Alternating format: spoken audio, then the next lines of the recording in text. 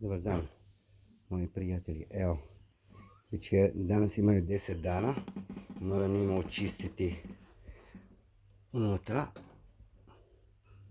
Aj malina, ajde.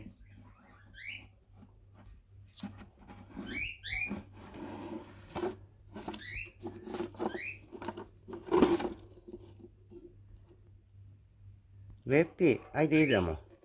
Ajde, moram ja vama očistiti. Ajde, budi tu. Ajde, ti isto. Dobro.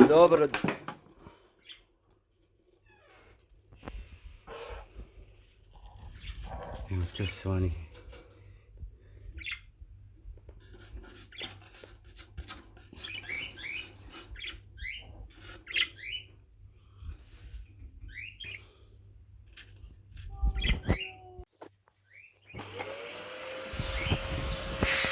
Znači ja unutra čistim sa oscilačom.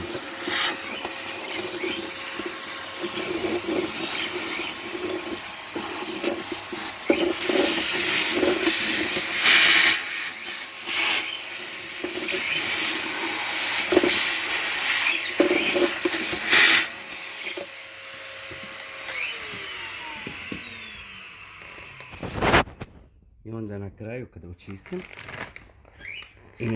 njih sam naučio tamo unutra pjesak, a tu su školjke, zdrobljene školjke, kako se gleda, tu su zdrobljene školjke i onda ja tu njima stavim unutra.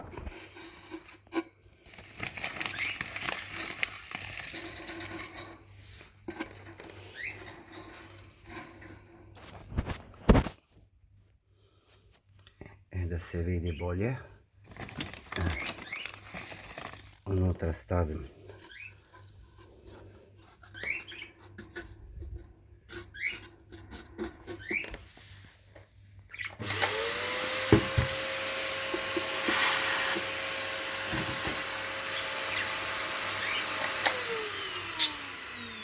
lipotica, ajde idemo sad. Ajde sad idem ja njih unutra. Ovo je drugi. Evo, čiste noge ima.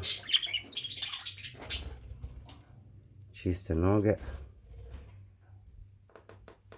Evo, odi unutra.